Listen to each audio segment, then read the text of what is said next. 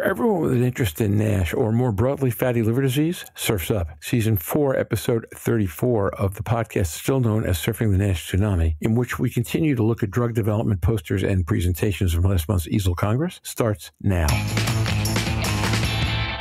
This week on Surfing the NASH Tsunami. All of us secretly wished that we would fly from EASL to the ADA, which we usually don't go to, and there were breakthrough presentations in that meeting leading to significant weight loss. And I would not be surprised if they enter the world of NAFL and NASH. The other important thing to think about with any drug in development is, do you have a marker of target engagement? Can you look at something that could be measured to tell you you're actually doing what you think your drug is supposed to be doing? NASH is not a disease that's all focused on weight. The ability to add different medications that have different outcomes on body shape, weight loss, lean mass, actually gives us that better plethora of medications across the board if they all pass the tests. In a disease where a lot of what you're talking about is postmenopausal women, we should be looking at that a lot more carefully than we have it. Of those numbers, I'm kind of staggered that they're that high and no one's talked about it.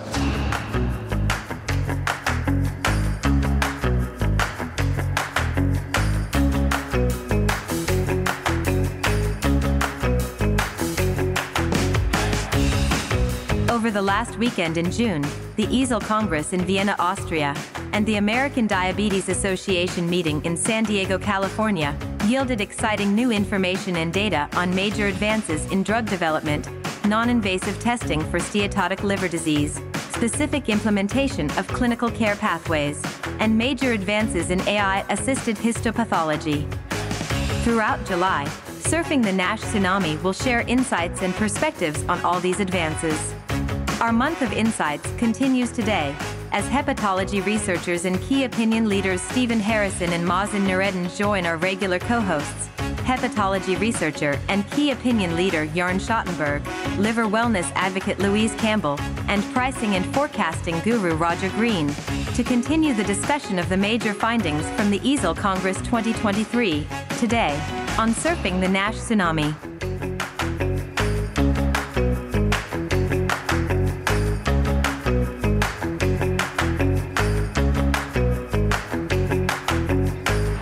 Hi, this is Roger. This podcast is going to be a little different than what we usually do because for about the first half hour, 35 minutes, I was delayed by traffic for reasons you may learn a little bit about as the podcast continues. So I asked Louise, who was rejoining us from Australia, to serve as the monitor host and for Jörn to run the podcast. And they both did, I think, a pretty good job. But you're not going to hear everybody stumbling around in the beginning. Instead, where we're going to pick up is where folks start doing their icebreaker, their good news for the week. You'll hear my icebreaker indirectly when I come on the podcast, and I hope you have a good time listening. Hello and welcome, everyone. It's great to see you on the Surfing the NASH Tsunami podcast tonight. We have a little different lineup with Roger still being on the road, but he'll hopefully join us later. But we have Mazen Noureddin here. Good evening, Mazen. Good morning, good afternoon, good evening, wherever you're at. Good to see you. Stephen Harrison, welcome back. Good to see you. Yeah, thanks. Good to be here. Coming to you from Texas, about 3 hours west of where Mazen is. And unfortunately, it's probably just as hot in both the places here with temperatures above 40 degrees Celsius. So we're roasting. I guess Perth is probably the same, though, huh? No, it's winter there, isn't it? Winter. I don't go outside anymore. Roasting, yeah. We're covering this without air conditioning over here in Europe, but I don't think we're quite as roasting today, so temperatures are much better. And of course, Louise Campbell joined us again, and you're on your way home from a long trip. Louise, welcome. I understand it's early morning. It's early morning. It's 3 o'clock in Perth. I've been just done an outback road trip for about the last 2.5 weeks, having driven from in the Pacific Ocean all the way across to the Indian Ocean and down the side of Australia. So yes, around about 8,000 kilometres of outback dirt road, 4-wheel driving and bungles, but I can report lots of interesting things in the future on access to healthy foods in rural locations and where you can put a FibroScan clinic or not.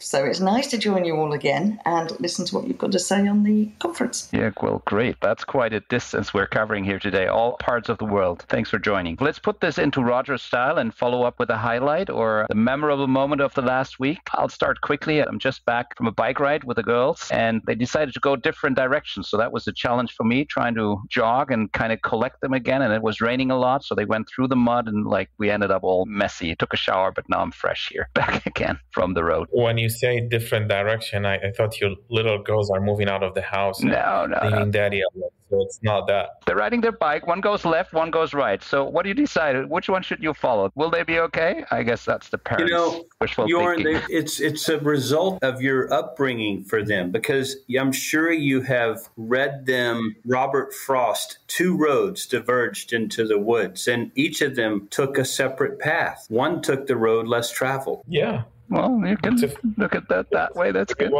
Makes me almost emotional, but, I'll consult you as a senior parent again in the future of some teenage girls to become. 10 years timeline, maybe 6. They will amaze you at every turn, and that doesn't change when they leave the house. You're still a dad and a parent. So you're behind me, but you're in front of Mazen. So your daughters are a little bit older than Mazen's. Little bit. Yeah, that's true. But all girls there, too. So I'll hand it over to you guys. Any more highlights? I had a good week. You had a good week? Yeah, I told you, I told some people, for people who know me, I'm close to my parents. They've lived with me, and they were in San Diego for some time. And they moved this weekend for me. So I was renovating the house. We had to expedite it a little bit. I don't want to get too personal, but quickly my dad had a stroke, and he was in rehab. And I think he's making good recovery after a stroke. And we arranged the house, and we arranged the handicap things, and I'm happy they're with me. So life is good. I get to help my parents at this age, and this is a gift. Well, certainly a role model for others to follow, Mazen. What you're doing right now is definitely laudatory, and boy, it's good. Just looking towards my parents and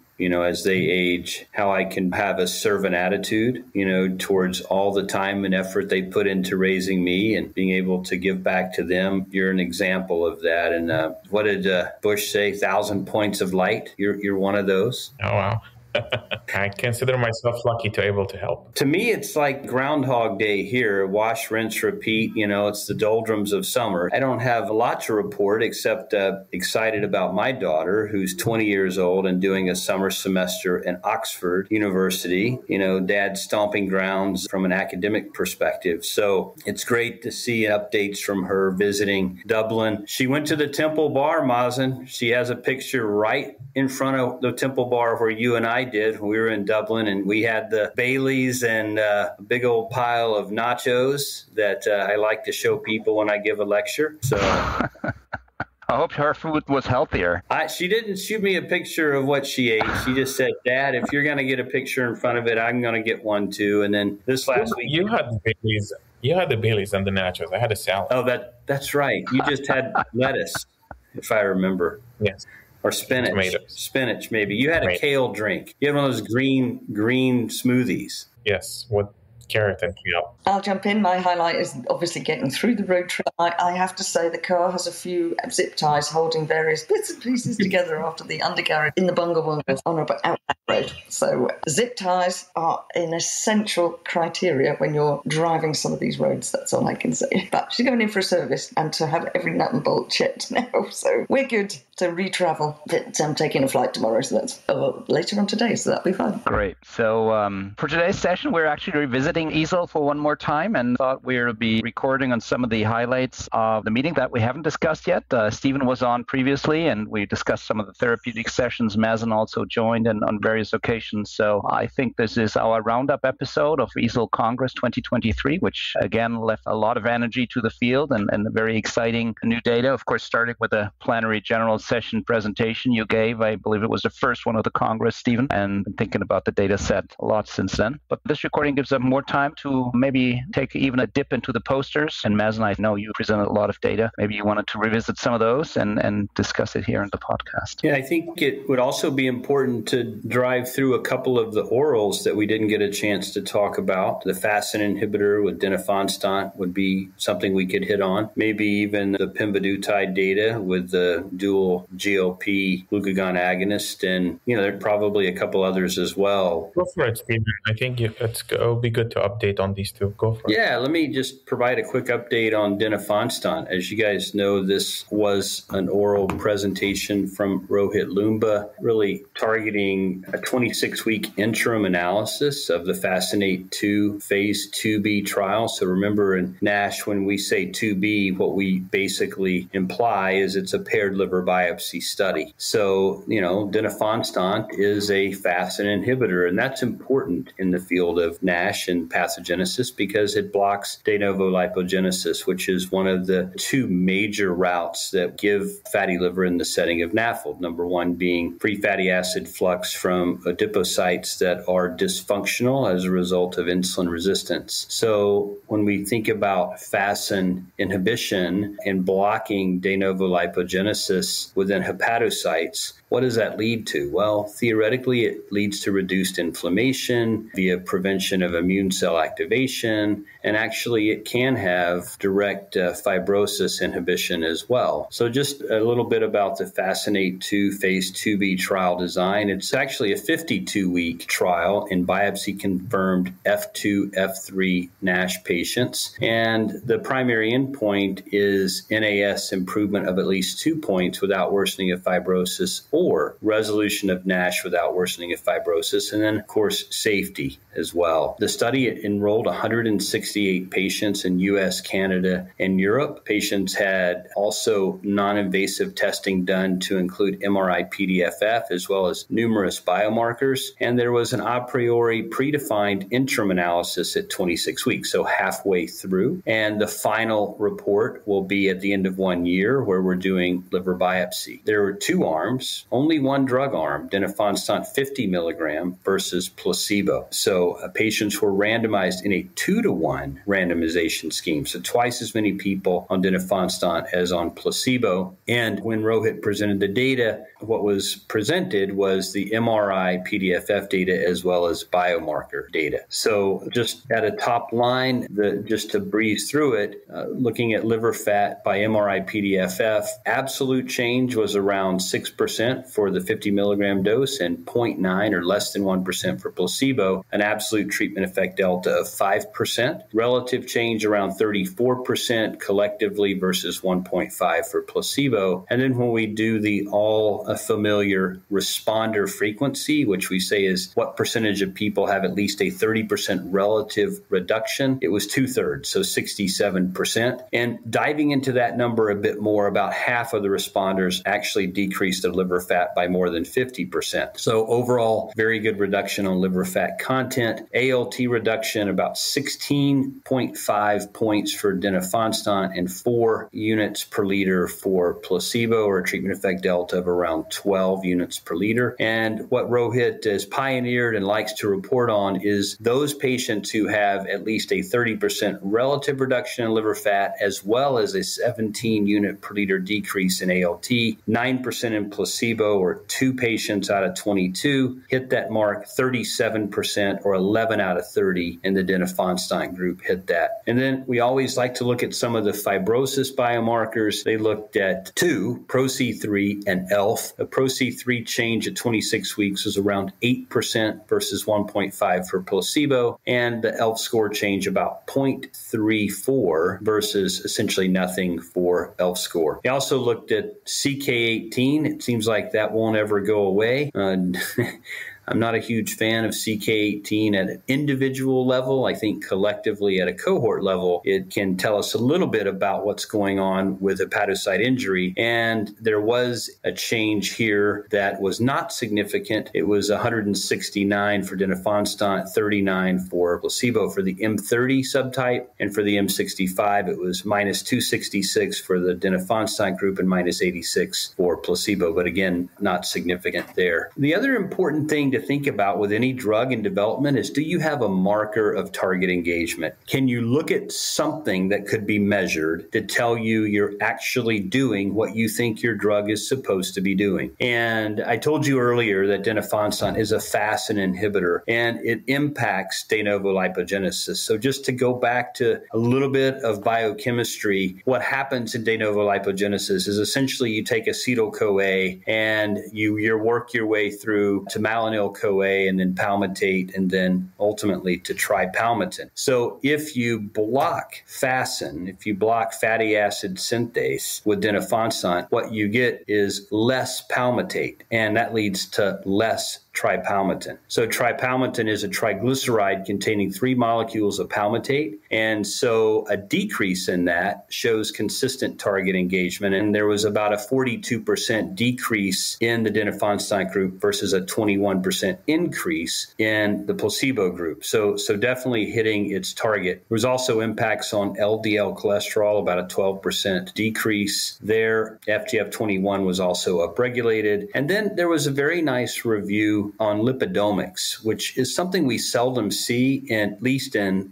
the phase 2 world, looking at some of the more specific bad actors, if you will, of cholesterol relative to lipotoxicity. And what we see is denifanstat reverses this abnormality by reducing saturated diacylglycerols and triglycerides, and it increases polyunsaturated DAGs and TAGs. So that's very encouraging overall. Ceramides were also decreased. And how about safety and tolerability? Well, it was well tolerated in the interim population. The majority of events were grade 1 or grade 2. There were no grade 3, no treatment-related serious adverse events. And those adverse events that did occur tended to be more, I believe, GI-related as well. So overall, the take-home message was the drug is doing what it's supposed to do. There's impacts on liver fat content that are meaningful. There are meaningful changes in liver chemistry tests, as well as milder changes, I would say, in fibrosis biomarkers than what we've seen with some other drugs in development. But collectively, for an oral agent that's given once a day and well tolerated, to be moving the needle in liver cell injury as well as fibrosis biomarkers, along with liver fat content reduction, is positive. No weight gain was noted with this compound either, and there were some positive impacts on lipid metabolism. Similar to the thyroid hormone receptor beta drug, there is no impact that at least is reported at this time on glycemic control. So with that, let me see what you guys think about what I went through. This was how long, Stephen? Because I think I missed it. It's a 52-week study, but the interim that was reported by Rohit was at 26 weeks. So we are awaiting the liver biopsy at the 52-week time point, which I'm trying to think if there was any report on when that might be coming. I don't recall Rohit saying when we can anticipate the final results, but I can do a quick look on the website to see if there's anything there. Again, I guess we're still getting positive results. I think the field is moving forward, but I'm gonna ask actually Stephen. I don't want to compare apple to oranges, but I just want to check his pulse, how excited he is about this data. And let me be a little bit critical. So this is 26 data from FASN inhibitor. Again, he said the absolute about 6%. The relative reduction is 34%, and the 30% MRI-PDFF reduction got to 67% or so. And the first thing that I like to think about other significant results, and the first thing crossed my mind is the FGF21 since they had recent publications. I know, Stephen, you actually published the efruxifermin data in Nature Medicine, and the absolute reduction was not 5 to 6%, was reached up to 15%. The relative reduction was up to 70% compared to this 34% that they had here. The 30% reduction in that study you published was all patients, and the 50% were up to 88%. Pegozafermin also published some data on the effect of triglyceride that they had. It was also Nature Medicine paper, not the New England Journal paper. It was also recent, and they reported the relative reduction 42%, a little bit less than for efruxifermin, and the 30% reduction was up to 88%. Let's look at the 30% reduction at least. Like efruxifermin, all patients achieved that versus pegozafermin up to almost 90%. And it looks like to me the FASN inhibitor is falling short here. So are you as excited? Are you expecting less histological response? We know it's like things don't translate exactly, but does this come across to you as add-on agent rather than mainstream agent like FGF21s, maybe TH-betas, that they will come first to market and they will be like maybe like the metformin? Yeah, I think it's, first of all, it's important to understand where this, as you noted, where this fits into the context of the bigger picture. And also to think about, like there is with diabetes, a plethora of drugs targeting different mechanisms that likely will have utility in some patients, but not others. So it's nice to have a repertoire, if you will, of options for our patients. When I think about drug development, I tend to break them down into injectables versus orals. And I think as a general rule, the injectables are going to be a little bit more potent and certainly are going to have a faster impact, I think, on overall changes in the architecture in patients with fatty liver. So what we see with any injectable that we've studied to date where there's been a positive impact, whether it's FGF19, a GLP, or an FGF21, is you see rapid and sustained reductions in liver fat content as well as liver chemistry tests. Really, all the liver chemistry tests drop. ALT, AST, gamma GT, ALK phos, even total bilirubin in a lot of these trials. Whereas the oral agents tend to be a little slower to kick in. It's a little bit like the tortoise and the hare phenomenon. I think the injectables act more like the hare and the orals more like the tortoise, where if you look at data at 52 weeks, there's tending to be quite a bit of catch up with the oral agents, at least as it involves liver fat content reduction and ALT improvement. But it's still not quite where you would see an FGF21. So I like to look at these oral agents relative to other oral agents that are being studied in the field, not necessarily stacking them up to injectables, because I think they potentially are going to have different uses up front and maybe toward the back end of treatment. Let me dive into that a little bit. I think if I have a more advanced patient, particularly those with knocking on the door of F4, I might want to hit them hard and arrest their disease as quick as I can. And I think the injectables give us an option for that. And when I say this, I'm saying oftentimes these people will be on a baseline steady state dose of a GLP-1. So understanding that a lot of our patients are on that, they still have liver disease. And oftentimes fibrosis is still pretty bad actor in these patients. So if we look at cohort D, which looked at the addition of efruxifermin on top of a GLP, that data has not been presented yet nor published, but it's been pressed. And there you see a very impressive reduction of liver chemistry test and liver fat content on top of a GLP. Most of those people are on stable doses of GLP for about a year. And granted, they might be diabetic doses rather than obesity doses like with Wegovy and tirzepatide, but still GLP nonetheless. So I think that's a setting where I would hit the patient hard with an injectable and then potentially after a period of treatment, transition them to an oral. And then maybe I take a patient that's not quite as severe and I start them on an oral. So where I would put denifanstat here is how does it stack up to resmetirom? How does it stack up to a THR beta?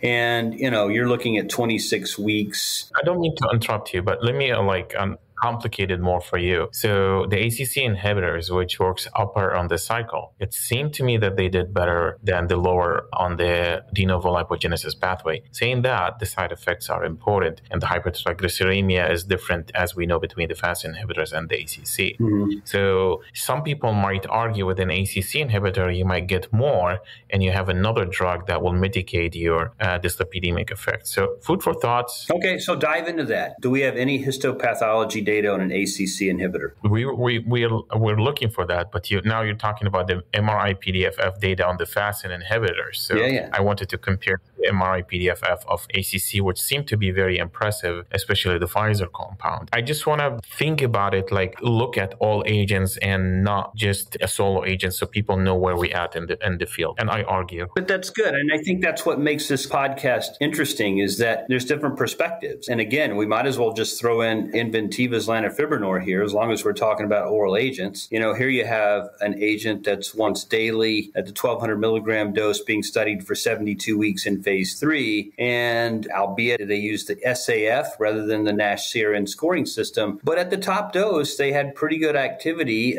treatment effect delta, I believe, of 18 and 22% respectively for NASH resolution and fibrosis improvement relative to placebo. And they had glycemic control and they had atherogenic lipid improvement. Their bugaboo is there or is there not going to be an issue with weight gain? And I'm not talking about making subcutaneous fat healthy again, so therefore they're gaining weight because they're gaining this quote-unquote healthy fat. I'm more worried about the water weight retention and the unmasking of what we call HFpEF, or right-sided heart failure. While the early data, the 24-week data at the 1,200 milligram dose does not suggest that, I still think that is a potential liability that needs to be worked out in phase 3. Having said that, if all we did was compare the head-to-head comparison of efficacy, we have biopsy data with Lani, we have no biopsy data with an ACC, no biopsy data with a FASN inhibitor, so subsequently no biopsy data with anything that blocks de novo lipogenesis by itself. And we have THR beta biopsy data, but our oral data beyond that is really limited. So that's why I'm thinking, I guess it's a way of coming full circle to your comment of where would we put denifanstat? And I think the answer is, I am almost certain, I would be shocked if they have histopathology efficacy that matches either efruxifermin or pegozafermin.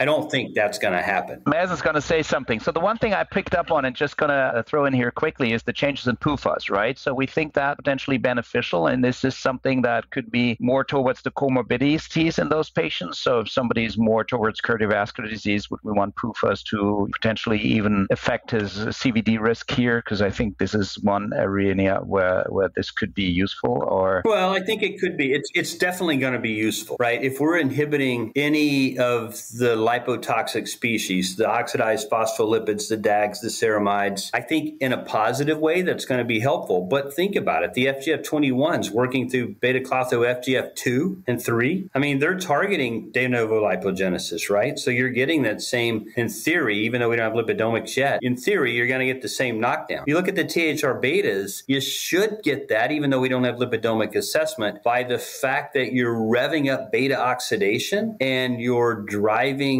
down, you're essentially clearing cholesterol more readily from serum.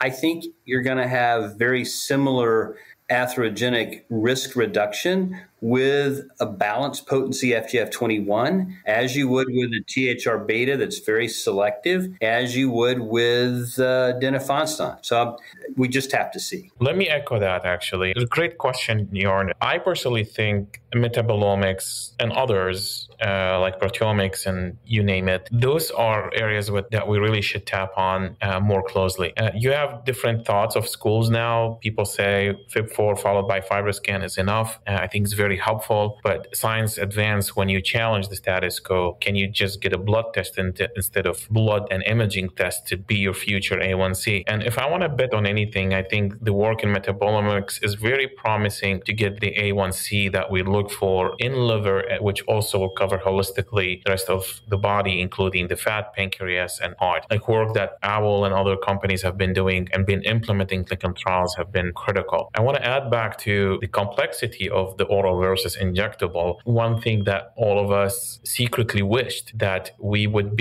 fly from EASL to the ADA, which we usually don't go to, and there were breakthrough presentations in that meeting leading to significant weight loss. And I would not be surprised if they enter the world of NAFLD and NASH. And I made this comment with Roger in a different broadcast. A lot of people started questioning if we have enough for the NASH field, especially after the oral now showing such a high efficacy and weight loss. And my answer to Roger was, one, there's a huge withdrawal rate, there's non-compliance, there's reimbursement issue. But more importantly, also, I quoted a recent paper that came out at The Lancet that the projection for type 2 diabetes in 2050 is 1.3 billion people. So I don't think the drug development with that discontinuation rate and prices and all this will catch up to that 1.3 billion diabetic patients, which will translate to many NAFLD and advanced fibrosis patients. Yeah, I completely agree with that. I mean, I think the oral data that's coming out looks very nice. It's studied in a very homogeneous patient population. I haven't seen a lot of NASH patients with advanced fibrosis subjected to that drug. And of course, the AE profiles don't look that much different than the injectables. So we're still going to have issues. You made a comment that I think is taking us a little bit tangential to drug development into the biomarker development space. And you made a comment about metabolomics. And I agree with you on the lipidomics part of that. Where I'm a little skeptical is on the proteomics. And I know that's a little bit sensitive because SomaLogic is working hard here to develop a biomarker. But when we look at this in the litmus cohort and we look at some of the data that we're publishing, we don't have a biomarker that we can get above an AROC of 0.8 yet, either for detecting at-risk NASH or detecting pure fibrosis at the F2 or greater level. And then when you translate that to likelihood ratios, which I know you're a big fan of, we're not seeing likelihood ratios above 5. So what number do we really need to hit to where we have confidence in giving a primary care doc a tool that says, look, if you hit this number, you have a high degree of confidence that the patient has disease or they don't have the disease. And to me, where in addition to lipidomics, we may be going is the epigenetic field. The methylation patterns on some of these DNAs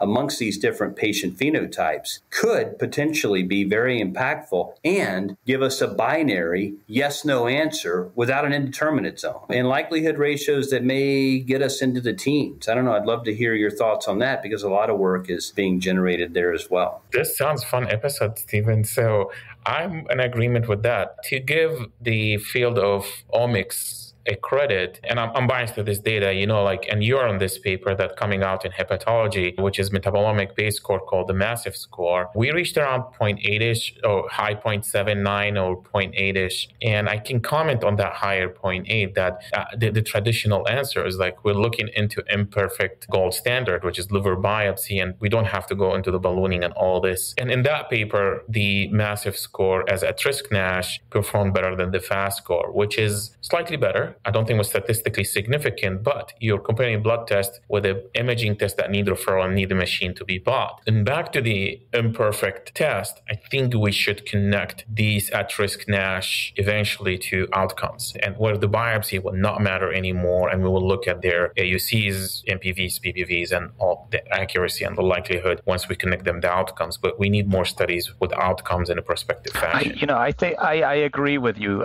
Mazen, also that the imperfect gold standards will disallow us from reaching higher than 0.8, as you said, Stephen. And if we're able to have large enough cohorts and record the outcomes of interest, this will be really the way forward. And then changing those biomarkers, of course, of interest. Sorry, I cut you off. Go ahead. No, I think you're spot on. And, look, that's going to be plenty of fodder for us to talk about in coming podcasts as this whole field of non-invasive tests evolves. Whether it's a blood-based biomarker or it's an imaging biomarker, it's a combination of the two. You guys and are two of the pioneers that are really leading this initiative. One of the other initiatives that I think is gaining traction out of the liver meeting was the AI world. The AI digital path. Some elegant work being done by HistoIndex as well as being done by Path AI, among others. I don't want to single those two out, but I know there are other AI digital path companies out there working hard to generate data that's helpful as well. But,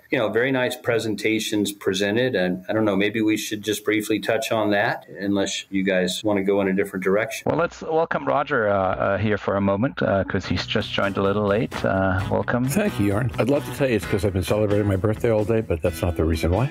But happy to be here with you. Is it your birthday? Having missed the last... Yeah, it's actually my birthday today. Oh, happy birthday. Thank you. Happy birthday. Happy birthday. It's an odometer. We're not going to start singing on the podcast just to keep people online. What's it like crossing the half-century mark? Stephen, I don't remember that far back, actually. You'd be much better equipped to answer that question than I would be. These two young whippersnappers on the call still have many years to go to even get close to smelling that. And what is a whippersnapper? I don't know. That's not a German term, is it? Jörn, you're not an American, huh? It's not a German idiom, huh?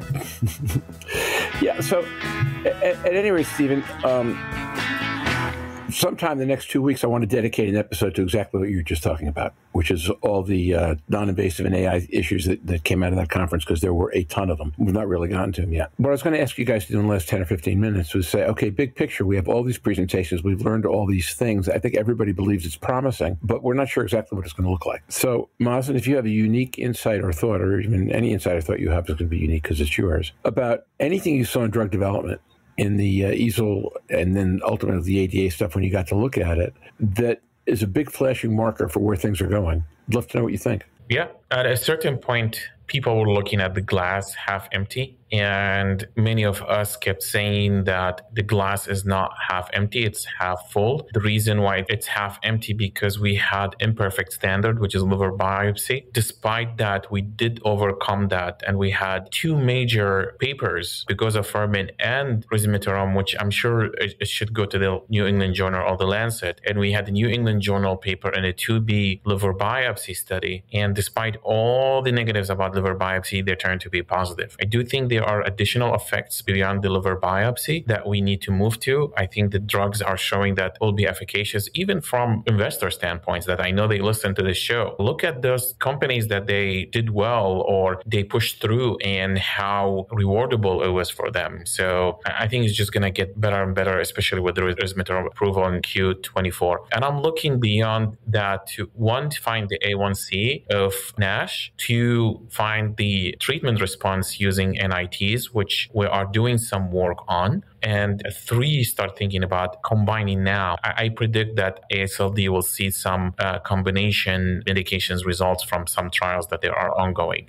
So it's just going to get more exciting. Stay tuned. Good deal. And with that, thanks for being around. Fight your way through all that Houston traffic, which is really hateful. And Stephen, let's go back to pemvidutide. Hey, thanks, Mazen, for joining us today. Back to PEMV, huh? So the purpose of this particular presentation was to update the field relative to where PEMV is in their clinical trial that went on to a 24-week extension. So what we presented at AASLD last year was the 12-week data. What you're getting at this meeting was the 24-week data. So this was a 2A trial. And what I mean by that is we don't have liver biopsy. There's no liver biopsy at the beginning and the end, like the denifanstat trial, which is a phase 2B. So this is a 2A. So what is PEMV? It's a GLP-1 glucagon dual receptor agonist. And it is an injectable. It's given once a week. And in this particular study, there were 3 different doses of drug, 1.2, 1.8, and 2.4, given once weekly. The 2.4 was given in a 4-week titration scheme, whereas the 1.2 was given straight up from day 1, and the 1.8 was as well. Patients were randomized equally to placebo versus drug. To get into the trial, you had to have a lot of liver fat. PDFFs had to be higher than 10%. And interestingly, compared to other trials, one of the issues here was the company didn't want to study more advanced patients in this early phase trial. They just wanted to get a shot on goal of how well this drug may be working on indirect measures of liver cell injury by looking at MRI PDFF change. In fact, that's the primary endpoint, 12 and 24 week. And then key changes in CT1 or corrected T1 as well as body weight and ALT.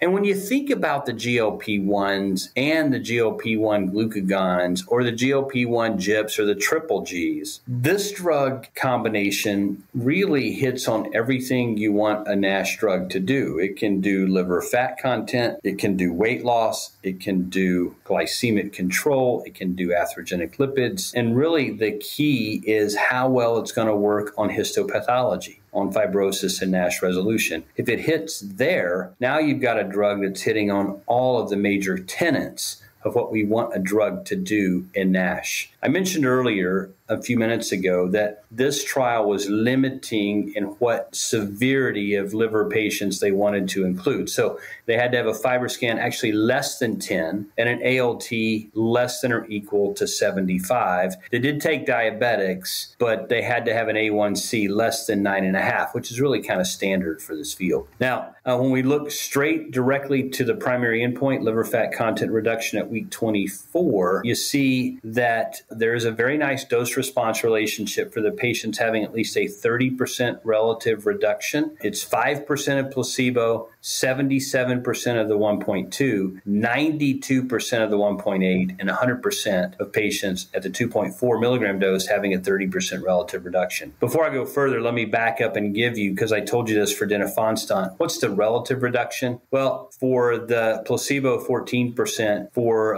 the low dose, 56%, and for the 1.8 and the 2.4 dose, around 76% relative liver fat content reduction. So just to put that in perspective, with denifanstat, you're seeing about a 34% relative liver fat content reduction. Here with the two higher doses, 76%. More importantly, I think for a drug like this that's moving liver fat content in a big way is what percentage have at least a 50% relative change. Now, remember back to denifanstat, it was about half of the patients had a 50% reduction. Here, with the top two doses, 84.6, 72.7, having at least a 50% reduction. And then what about those that completely normalize liver fat as defined by less than 5%? None of the placebos, 31% of low dose, 54% of the 1.8, and 45% of the 2.4. And then when you look at CT1 response, when we think about CT1, we're looking for about an 80 millisecond drop over time, and that has been shown in some studies to correlate with an improvement in the NAFLD activity score of around 2 points. And so the Altimmune team looked at CT1 responder rates, and again, responder was defined as at least an 80 millisecond reduction in CT1. None of the placebos had that.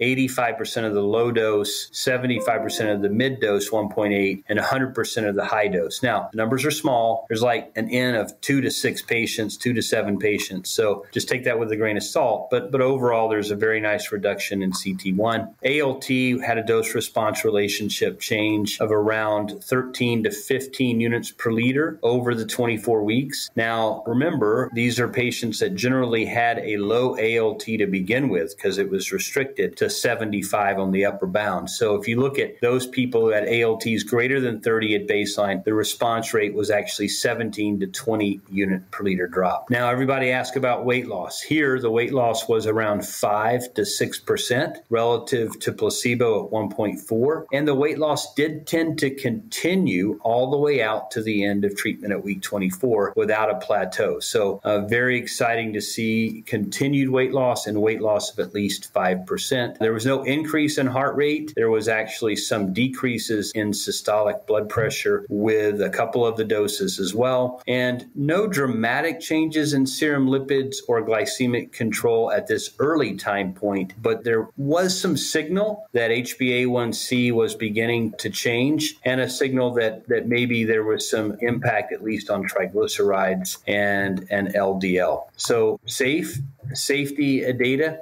looking at that, what you would expect for a GLP-1, there was some GI issues, although generally mild to moderate, and not very many actually. Some constipation, some diarrhea, no vomiting that was noted, and just some nausea as well. So in summary, very good liver fat content reduction, drops in liver chemistry tests, CT1, weight loss looked to be good and not plateaued at the end of treatment. There were no serious or severe adverse events, with low rates of adverse events leading to treatment discontinuation at 24 weeks. There were cardioprotective reductions in blood pressure without meaningful increases in heart rate, and glycemic control was maintained with trends towards improvement in glucose and HbA1c, particularly in those people with diabetes. So anxious to see what happens in the paired liver biopsy trial. That trial is about to get underway here in Q3. So should hopefully enroll quickly, and then we look forward to the histopathology data. Very exciting. Of course, you got to bring that trial to Europe too, Stephen. You know anybody who wants to be one of the researchers? Sure. Let's revisit the data. And somebody who is used to look at GLP-1s might say, the weight loss isn't great with this drug. My take of this is NASH is not a disease that's all focused on weight. And the important constellation for those dual agonists is how strongly are those two receptors activated. Maybe you can give us a number. I'm not sure you have it on the top of your head, but the ratio of GLP-1 over glucagon receptor activist is crucial for side effects, weight loss, but then also liver fat reduction reduction, is my understanding. Any thoughts on that? I don't remember the exact ratio of GLP to glucagon, but certainly the GLP is dialed down a little bit, mainly with the idea being that potentially you can mitigate some of the nausea and the decrease in gastric emptying that presents itself with some of the symptoms that these patients complain of. So the glucagon, also the thought being that there are plenty of glucagon receptors in the liver. There are no GLP-1 receptors in the liver. So while semaglutide showed effects on NASH resolution and did not show any impact on fibrosis, some of the thoughts around that were, well, there lacked a direct effect. With glucagon, there is a direct effect, and it's relatively profound, particularly on liver fat content reduction through its effects on lipolysis and other aspects of lipid metabolism. Histopathology, I think the jury's still out here. I mean, we need to see data in dual and triple agonists on histology, not just NASH, but also fibrosis. But based on the preliminary data, I'm very hopeful that we'll see an impact with the paired liver biopsy study that's forthcoming. Stephen, would that make for a generalizable rule that when you take a look at the dual agonists or the trebles when you get there, that the degree to which GLP-1 is dialed up makes it more about diabetes and obesity, and the rule to which glucagon is dialed up makes it more about NASH? I mean, I think that might be a little oversimplistic. I don't want to downplay the pharmacokinetics or pharmacodynamics of these dual and triple agonists. I think the jury's still out a bit. If you look back, tirzepatide, which is a GLP-1 GIP, it does appear to be, at least maybe this is just my perception, does appear to be a little more potent on weight loss and maybe a little better tolerated, although certainly I've had patients that don't tolerate one but the other and vice versa. So how that relates to histopathology, I think it's a little bit of a guessing game because we don't have any biopsy data with tirzepatide. We don't have any biopsy data with a dual or triple agonist right now, to my knowledge. So my understanding is also the safety, Stephen, is crucial. And you said the safety data was very tolerated and very positive here. And you choose a step-up strategy that was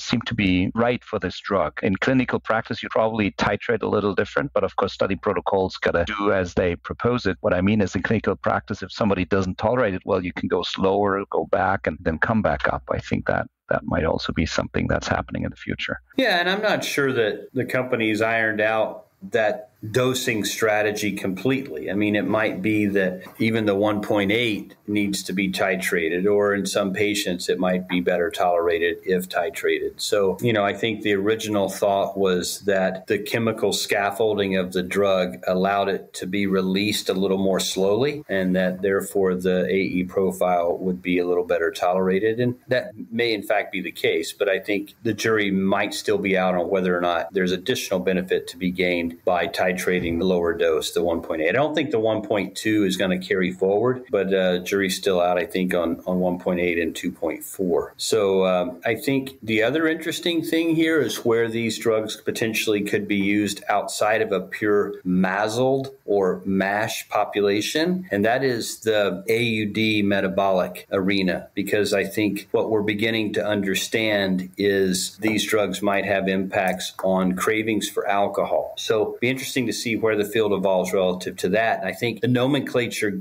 change that we did really opened up a whole new field for study, and that is that population of alcohol use disorder with metabolic dysfunction. Now, there are two issues, though, that I think this whole GLP double and triple agonist field needs to be thinking about, or at least needs to explore in more detail. And that is some of the data coming out around suicidal ideation. And is that really a concern here or not? I think we need to do some more work to run that to ground. And then the second one would be there is some suggestion that maybe there is more lean mass loss than was originally thought, that there was original thoughts that this was all fat loss, very little lean muscle loss. Some more recent data suggests using DEXA scan that might not be the case. There might be more lean mass loss than originally thought. And this gets us to the very mainstream phrases of Ozempic butt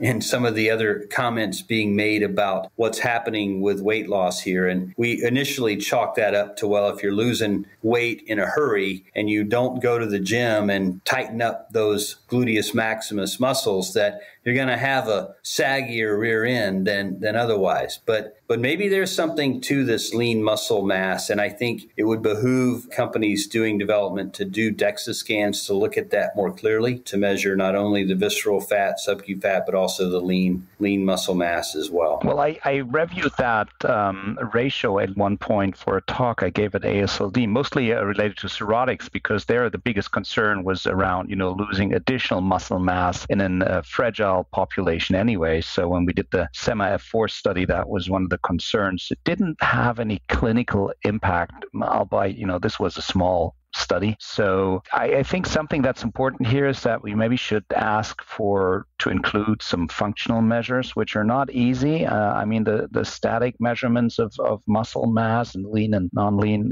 body mass should be added by, a simple hand grip strength or something maybe. Not sure the regulators will look at that, but it can give us some idea how that will affect the patient's everyday life. And then, of course, we don't want to see trips or falls in general, which could be a safety signal that we as investigators, of course, have to start capturing a little bit more stringently. I'd be way out over my skis talking about the science of what you just said, but it feels to me in general that when you look at things, law of unintended consequences would make sense that there would be some kind of lean mass loss associated with that you didn't expect, because the body is rarely as perfect as we think it is, or as perfectly delineated as we think it is. While we're on the podcast, I just did a PubMed search, and now this is a little bit old, but it's an endocrine metabolism published in 2019, a review of the effects of GLP-1 receptor agonist and SGLT2 inhibitors on lean mass in humans. And without getting into the details of the trial, and I haven't reviewed this to look for critiques of how rock solid this data is, but their quote is, in over half the studies identified, the proportion of lean body mass reduction ranged between 20 and 50% of total weight lost. So that's not a small number. And as Jörn, as you highlighted, in cirrhotics, that becomes an even more important issue. And should this be, this class of drug be used in cirrhotics? I think the jury's still out here. I think we need to be cognizant of this data that's coming out. We need to run it to ground. We need to do the appropriate studies, as you mentioned.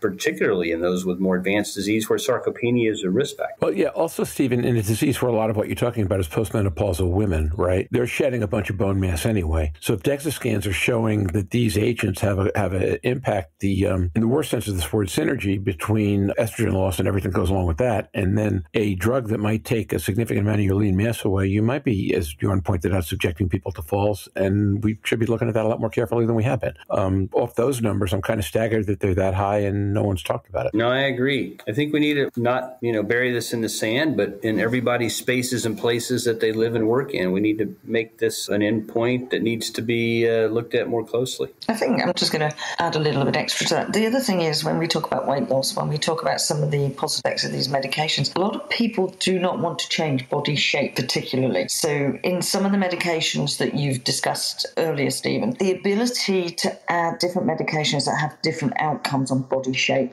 weight loss, lean mass, actually gives us that better plethora of medications across the board if they all pass the tests. So it gives people selection as to, do they want an injectable versus an oral? I know lots of people, and women particularly, they want to lose their liver fat. They do not necessarily want to lose their curves. But there's also a lot of guys who do that as well. So this whole altered body image and the psychology that goes into it that can lead to really big distress. We see it in back surgery. We see it in all of those rapid weight loss, and we do need to take an awful lot more input into the psychological effects of what we're doing long term and how that affects relationships, how it affects working lives. And I think so hitting on those sort of side areas that are now coming to the fore with some of these medications, because we're getting to that weight loss level, or we're getting to the rapid loss, or we're getting to lean mass that affects different things, and obviously particularly in the transplant population or those decompensated cirrhosis. And these are really important things that we haven't touched on in a lot of these studies, but there are some interesting posters available at some of these conferences that we can probably delve into at a later stage on things like that and stigma. And there's an awful lot of collateral areas that can be evidenced and researched a little bit more deeply from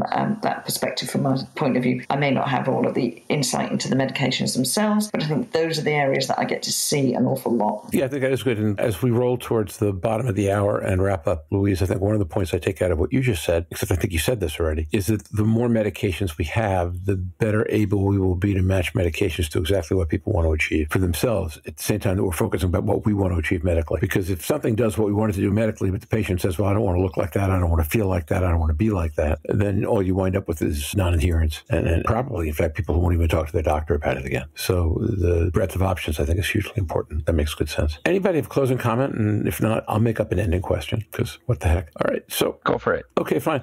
I think what we just did was really interesting, which is as people think more about what all those drug results mean, we're going to get the secondary questions and maybe even tertiary questions about how's all this going to apply. Can you see a reason where a space where the events of the last month changed the conventional wisdom about how we should be thinking about drugs, or left open questions that people haven't asked yet that might turn out to be important over time in the same sense as what we just did? I mean, I think the big struggle that companies are having in drug development right now is how do they get a fair shake at efficacy if the goalposts are moving relative to baseline drug use for underlying comorbid conditions. So, for example, when we first reported the data from efruxifermin, and even from the more recent data with pegozafermin, yes, some of those people were on GLP-1s. They had to be on a stable dose in the Akero trial for 3 months. They had to be on a stable dose in the pegozafermin trial for 6 months. But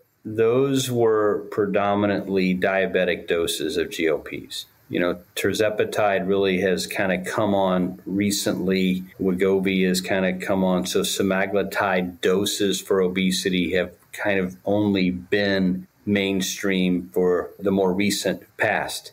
So if you're developing a drug now, do you eliminate GLP-1s at all from your trial, or do you accept them? And if you accept them, do you accept them for a 3-month period, a 6-month period, a 9-month period of stability? And do you accept them in the setting of a minimal amount of weight loss? So for instance, yes, we'll take a GLP-1 as long as it's been stable for 3 months and there hasn't been more than 5% weight loss. That's some of the ideas that are being tossed out there. So I think we have to understand in drug development that there has been a seed change in the way we manage underlying comorbidities. It's not just with insulin or metformin or an SGLT2 or, an oral sulfonylurea or a statin. Now we're playing with even obesity doses of GLP-1s. We know that they do have an impact on liver fat content.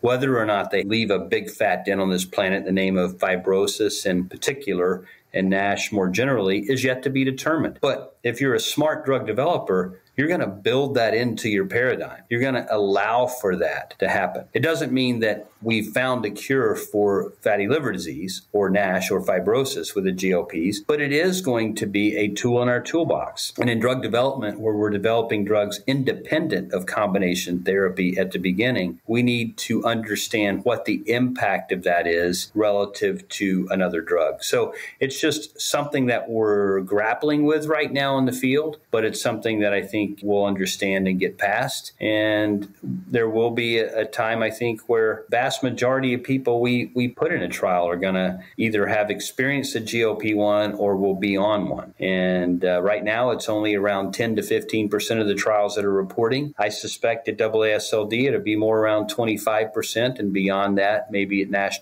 more like 40% or so. So it's something that's out there and that we'll need to deal with. Absolutely. I agree, Stephen. And do not not, as a sponsor, eliminate this treatment option for your patients. It's not, it's not real world. It's not what's happening outside there. That was already a pretty complete statement. I would say I add in that my concerns are maybe a little bit around that we've learned that safety is the most important in that class drug. And even if you have efficacy, you will have to show a very safe approach. And that's also a good reason to not combine drugs early, in particular if you're producing GI side effects, because you might aggravate something from the GLP-1 or have a spillover on your compound. So clearly stability is the way to go. I think I prefer 6 months over 3 months, although it can be bothersome for patients to wait to be enrolled in a new treatment paradigm. And again, you said it remains to be shown. I haven't seen any good data showing fibrosis regression on liver histology. Even some of the big bariatric surgery cohorts didn't show complete reversion with big weight loss. So there is something we got to address in the liver and promote fibrolysis, a regression through a mechanism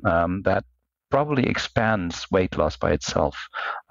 So I think I'll just say I'm aligned with your comments and expand a little bit on that by what I've just meant. Louise, what do you think? No, I can't disagree with what the guys have said. The only thing I would say is that it's exciting that we are getting a broader spectrum of just medications and not just injectables. I'd also like to see that any of these medications used in obesity or diabetes also have more liver assessments in patients in real life. I would love to see, obviously, FibroScan in all of these clinics, whether you're using Wegovy, because we know it doesn't work in cirrhosis. We're seeing programs now rolling out around the world where people are just being prescribed Wegovy and given shipments with some follow-up, but not a lot. So therefore, we're missing diagnosis underneath. We're missing liver histology. We're missing knowing. And it may well be too late at a later date. So this is valuable information I would like to see collected by these companies. But whether or not that achieves anything, but it would add to the knowledge that we have from real-world evidence. So that would just be a call out to those companies to let us have a better workup of these clients that they've got into the liver space. Interesting. The forecaster in me says that what I'm hearing is that you could actually slow the rate of growth of the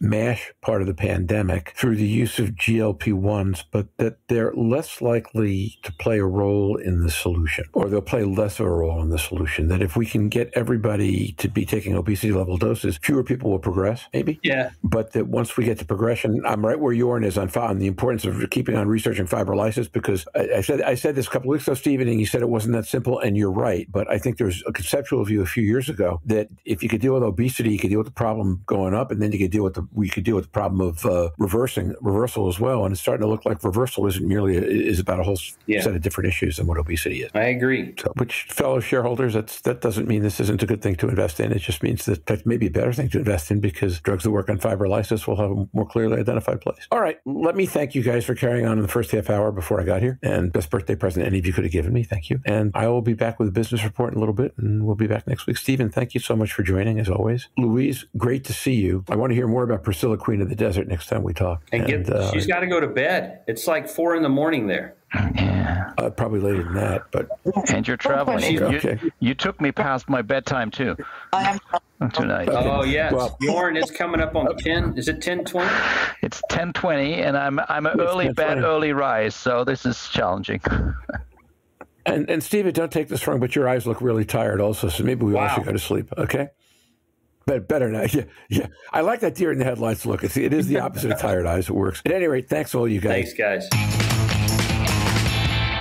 And now for the Season 4, Episode 34 Business Report. Slava Ukraini, Heroyam Slava, glory to Ukraine, glory to heroes. Here in the U.S., it's been a slow week for news about Ukraine. One striking story from a major newspaper: the Russians have mined Ukraine so thoroughly that it may take decades to clear the civilian parts and the fields of Ukraine from these mines. Another stream of stories involves steps Russia is taking to keep Ukrainian grain from getting to foreign markets that need it badly to prevent famine in Africa. The general level of inhumanity here is often staggering, just staggering. Slava Ukraini. EASL Insight Month keeps on keeping on.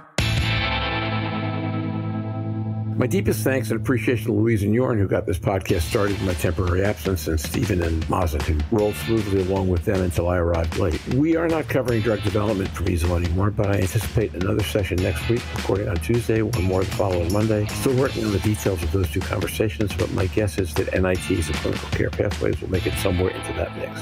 Our naming process keeps on moving forward. We can see the end from here.